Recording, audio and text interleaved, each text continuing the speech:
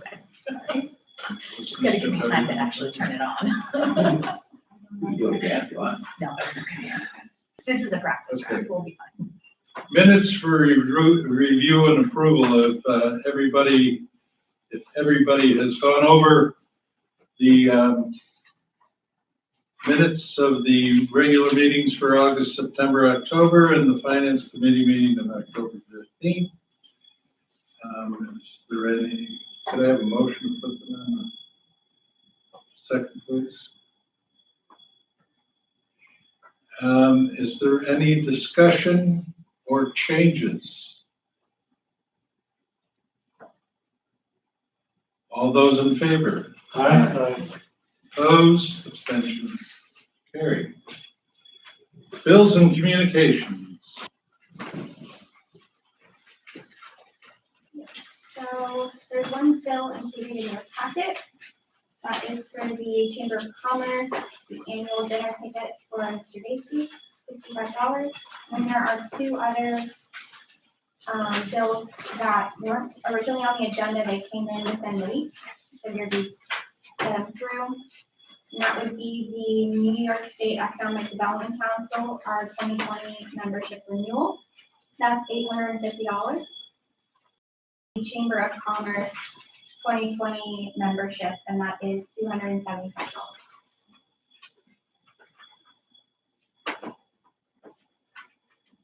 Do we have to have those done by the end of the year?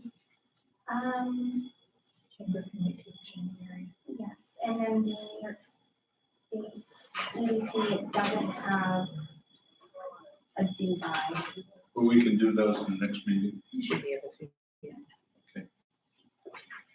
Very good.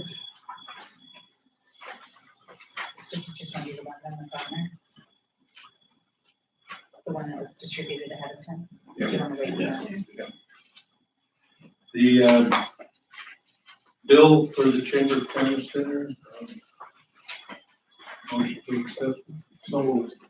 Second, please. Any discussion? I enjoyed the dinner. Oh, good. All those in favor? Aye. Opposed, abstentions carried. Thank you. Report of the treasurer. We have profit and loss budget performance documentation for both October and November, which follows in your package, it follows the invoice for the chamber dinner. I'll just point out for the profit and loss budget performance for October. On the left-hand column, you'll see under income, we had $42,480 come in October. Very timely receipt and really improves the income picture dramatically, and it relates to the Prison City Brewing projects.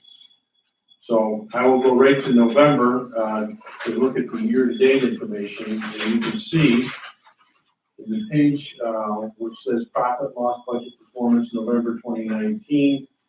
In the middle column, January to November 19, we have income to date of $52,180, which reflects the big jump that we incurred in October, which means that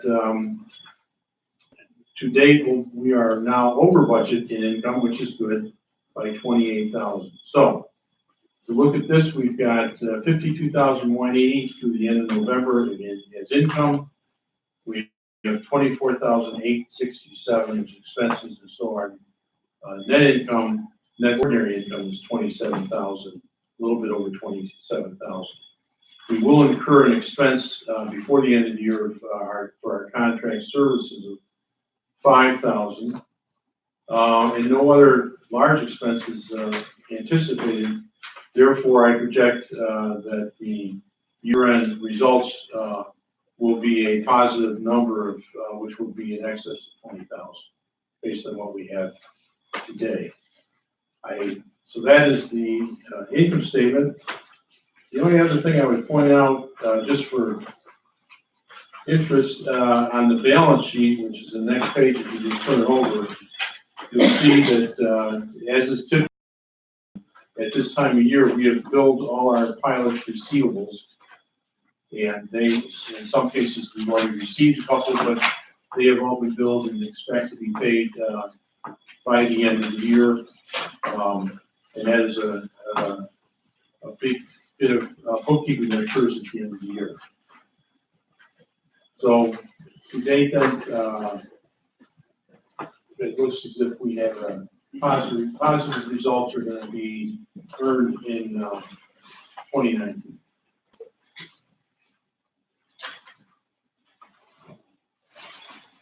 Any questions?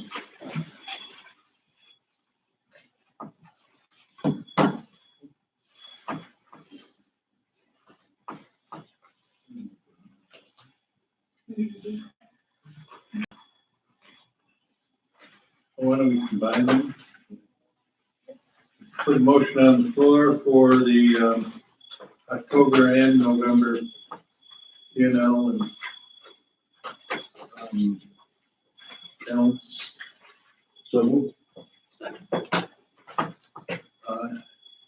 Any discussion, questions? My only discussion is just for information purposes, in the last page before we had the resolution, it's another chance to, as a look-see at what pilots we do have with the organization. And that's titled the AIDA 2019 pilots.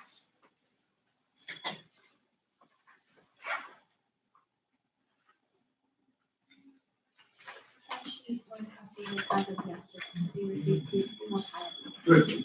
That's reflected here.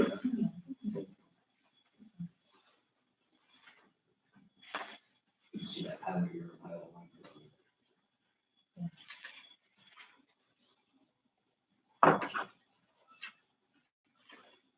Any questions on this? All those in favor? Aye. Opposed? Finished, carried. See the staff up, so wait a minute, no, pilots, we just want to, see the staff update, please. Do you want to get Courier done since Mike is here? Yeah, why don't we do it? So this is my partner. He is here from Courier Plastics. We're gonna look at the resolution for the Gen West Associates mortgage refinance, which is in the back of your packet.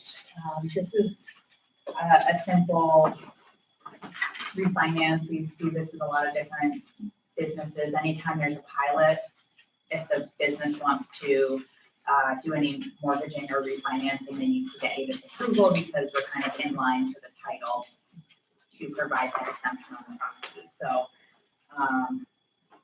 Mike, would you like to explain what's happening here? Why don't I put it in? You want to put it on the board? Okay. May I have a motion to put that in the resolution for the resolution approving execution by the Auburn Industrial Development Authority of a mortgage tax affidavit, assignment of rents, and related documents for the benefit of Gen West Associates LLC. Motion, please. Ron, second. Barry? Okay, thank you. Well, basically, Courier Plastics has done very well over the course of the last couple of years. And we decided to move into more of the medical market. And in doing so, obviously, we need to grow and add equipment. And that we've worked with ESD and with the, it's ESNTC, I believe. And it's about a new markets tax credit program, which is a federal allocation of monies. It goes through ESD and then gets allocated out to people that put an application in for that. And basically, in doing all that, Chase Bank, who we have done business with before, decided to take on our project, and they literally funded $6.5 million worth of equipment for us through this credits program. And that allows us to have roughly $1.7 million worth of investment that 7 years later, when the program terminates, we will never have to pay back. So it's a wonderful attribute for Courier to be able to buy this equipment and put it in place and grow our business and not have to necessarily worry about paying that whole component back. So in doing that, we're changing our banking relationship from Key to Chase. And in doing that, obviously, they wanted to refinance the existing debt, which included and a mortgage with key. And that's what basically brought me here tonight, to be able to ask for that. Simply to transfer at this point and be able to have this mortgage through the authority as opposed to having the old mortgage through key bank. So that's kind of the basis of it. Eventually, our plan is to put another 90,000 square feet on the back of our building. We have some criteria that we have to meet internally to be able to do that.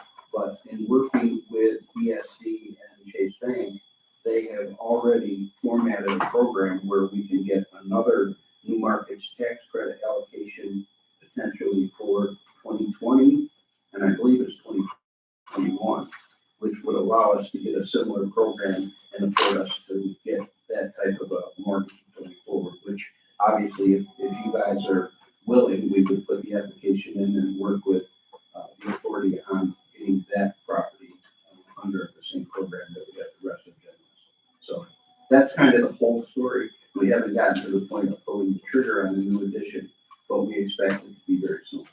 So, amend the existing pilot? Yes, yeah, that would be the program.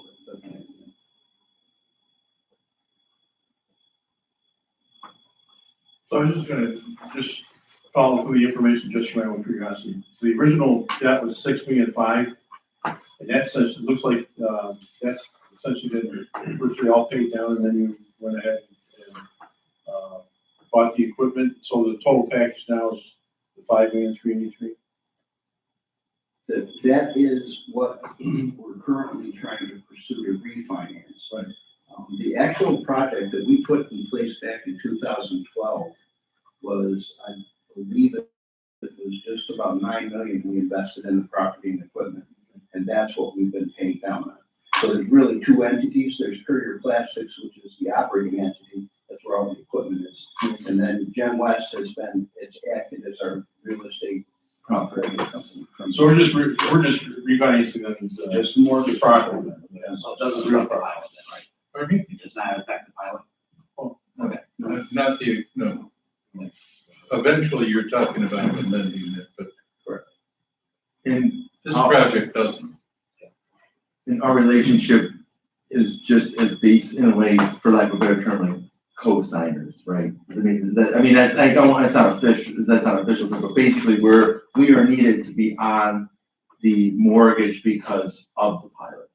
Yes. Okay, But we so, have no but that responsibility. not change, it's not anything more, anything less, just it's a formality that we're doing. Okay, and that makes sense. No, I can walk you through it.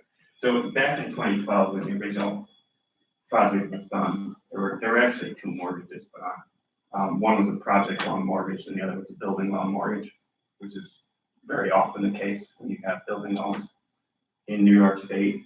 One is they bifurcate the mortgage so that one is subject to the lien law of New York and the other is not. It's a common lending practice. They both added up to 6.5 million. Now they've both been paid down to approximately 5.3 million and change. That's what's being refied now. Since it's a refinance and there hasn't been any assignment of the mortgage debt, this is considered new money. So they're coming back to us in order to get the mortgage recording tax benefit. So anyway, back in 2012, they leased the property to AIDA, as is always the case. AIDA leases it back to them. That gives AIDA a fair legal title to the property. So in order to get the full title or to get a full lien on the property, the mortgagee wants both entities, both AIDA and the property holding company, in this case Gen West, to be mortgagors of the property. So AIDA has to join in order to the mortgagee, Chase Bank, to get a full lien on the property, to get both the fair legal title, which is held in AIDA, and the beneficial title, which is held in Gen West. Does that make sense? It does make sense. Do we have similar relationships with other pilots where we are? Yes. Okay. Yes, As long as in it's every single one. perfect, that's all. So just curious, I got a curiosity, so your equipment investment is separate and distinct by it. Okay. And how much was that? The most current one that's under the new markets tax credit is 6.5. Good number. Very consistent. Yeah, it seems to be, every 5 or 6 years. Any further discussion? Roll call vote, please. Mr. Daisy, Yes? Mr. LaBarma, Yes. Mr. Beer,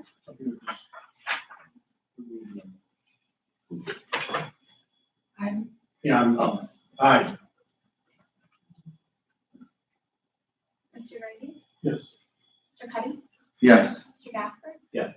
Kurt, yes, Mr. Andre, Yes. sorry, I need It's to. okay. That's what you get when you come in 5 minutes late. Okay. Now, next item. You're all set. Thank you, everyone. Thank you. You're welcome to stay if We you'd do like, appreciate but you can go home too. There you which go. is probably preferred. We'll be back. That's good. Don't want that long. Yeah. I keep telling them your application is coming soon, and I've been saying that for about 2 years now. I know. so. We just don't want to get too aggressive. Yeah. Sorry about that. Go through this.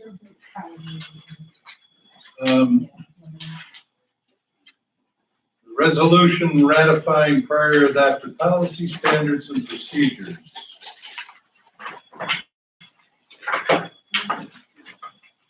This is a pretty standard, this is a standard annual resolution that we do to just re-adopt the various policies of the authority. All of the policies have been through committee at this point. And it just says that, you know, we like the policies the way they are and we are approving them as they stand. And they meet the Minimum minimum requirements. Yep. requirements. Can I have a motion, please? So move. Second, please. Ron? Any discussion? Section 4 has Joe Shepherd as the designated representative. That was a mistake. Okay. I went through updating it and I missed that. Okay, I just thought of myself when I looked at it earlier. What section was In it? section Section 4, the authority treasurer would be Samantha.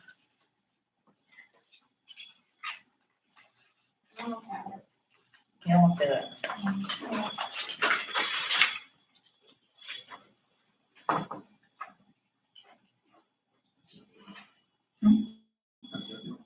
No, I'll show you. That's like, well, keep me busy as I go. Teaching that, so, yeah. So do anything be supporting Thanks. That's usually different.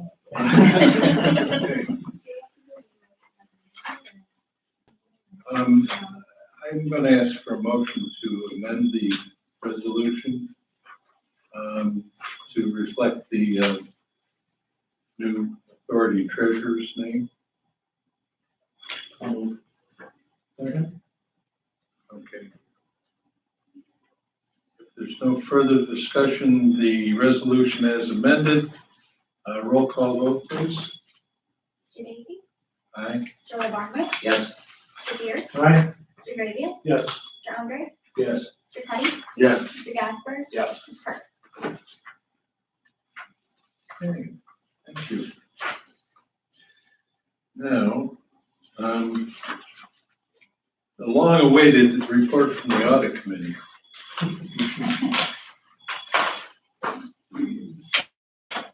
The audit committee met and went through reviewed the committee charter and the whistleblower policy. Both were approved.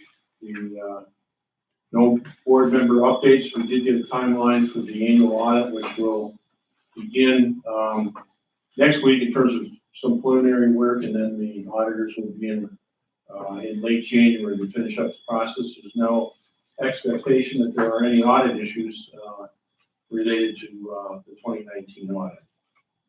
At that point, we adjourn the, meeting, and, that is our report for today.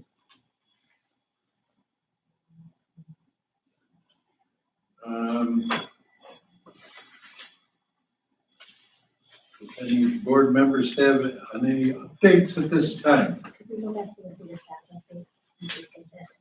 Oh, that's right. Do we have to vote on something? So the main update is this is Danielle. Hi, everyone. Danielle is the new economic, Danny, sorry, I'm so logistics. Danny is the new economic development specialist. She started just before Thanksgiving and was in training most of last week, so it's her first full week in the office. So Danny, why don't you tell everybody about yourself, and then we'll just go around so you know who's who. Sure. I'm actually Joe Shepherd's sister. I like the family. Yeah. I'm a native here of Oliver, and prior to coming here 2 weeks ago, I was actually doing workforce development with Center State, and had a touch point across Onondaga, Cuba, and the Sweet Lake. So super excited to come back to the area and be able to serve my hometown. Welcome. The county. Glad to have you. I'm Jim Dacey. Rob Flair, we can't get that's the broker for you. Ron the Barnway. Roger Beer. Fran Groves. Bill Andre. I'm Terry Steady. Jeff Gasper. Welcome aboard. Yay, we're so happy to have her.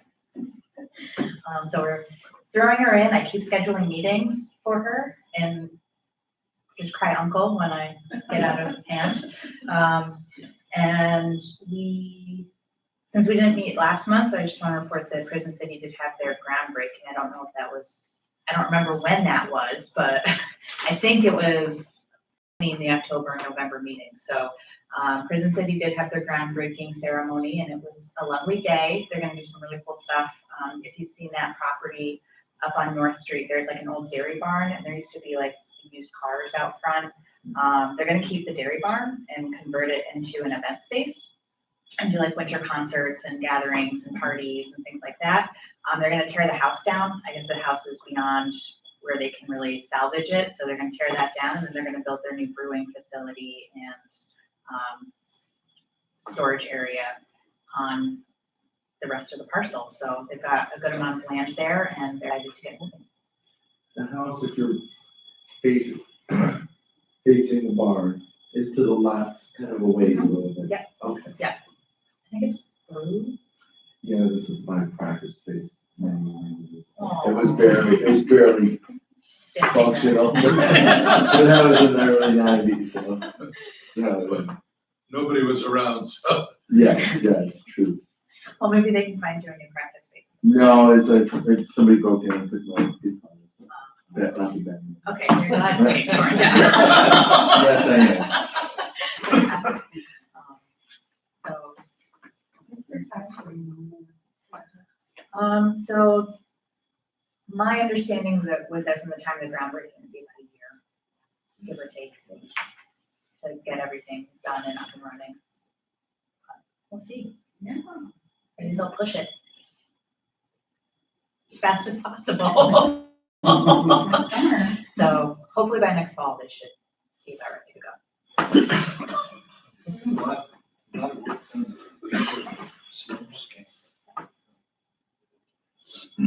I would like to see, when we have something like that, better announcing that that's coming up. I found out about it at the very last minute, so we could, if they tell us, if we could get the word out to the board when it involves a pilot like that. And it'd be nice to have as many people from AIDA there as possible. Yeah, it was a little, Yeah, it was kind of quick, wasn't it it? was a little quick. We will work on that. Not chastising, just a recommendation that in the future, that'd be nice. And the only other things that we should be expecting the consolidated funding application announcements any day now. I haven't heard anything yet, but he always does it before Christmas, so it's running out of time. Which applications is that? The state funding applications, the consolidated funding. So generally, it's right around this time of year, so I'm expecting that any minute I'll be getting a phone call saying, come to Albany in 2 days, and it'll be great. But yeah, so that should be happening anytime. You want to tell them what happened with the Yuki County legislature? Did everybody get my email? Yeah. Please don't make me relive it. Okay, Okay. But everything's fine. We, what was the reason that they rushed it? I don't know why they rushed it. But, so it Their is what day it of is. reckoning's coming, right, Trish? It will be fine. I wish I could have been part of the vote. That's all.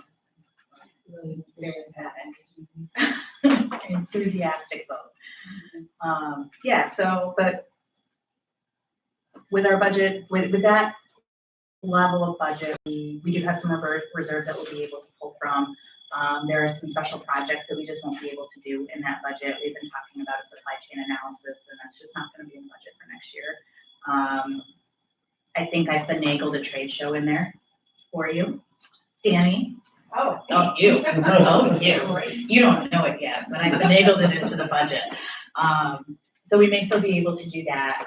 Our marketing budget's gonna be a little hamstringed this year, but we'll always do the best we can with the resources we have and try to stretch those as far as we can and make adjustments as necessary. So we will have a perfectly fine year and then just hope that we can get Next everything budget, right? restored in the next budget and be able to move some of those other special projects forward in 2021. So everything's fine. Not ideal, but it's fine. We'll be okay. And then there's always the opportunity for a special project like that. We could go back out and ask for specific funding for that project. We would just have to convince them of the efficacy of that particular use.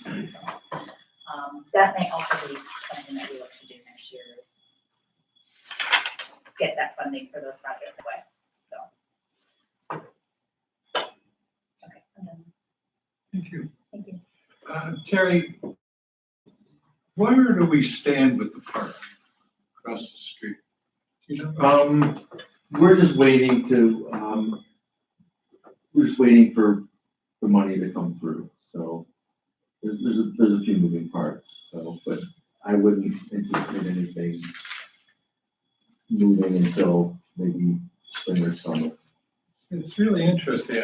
I don't know about anybody else, but I've had a lot of people ask me Oh, where yeah. that stands. So I mean, There's there's an eventually interest. gonna be a park, but right now. There is an interest, so. It's not more on the options for the park right now. There's still, all I can say is things are moving forward in a positive direction, but, you know, I can't be, we're just waiting for the right time to start, Okay. but, you know, there's not hurdles like there. Well, it's safe to say it's moving forward. Oh, it's definitely moving forward, yeah. Thank you.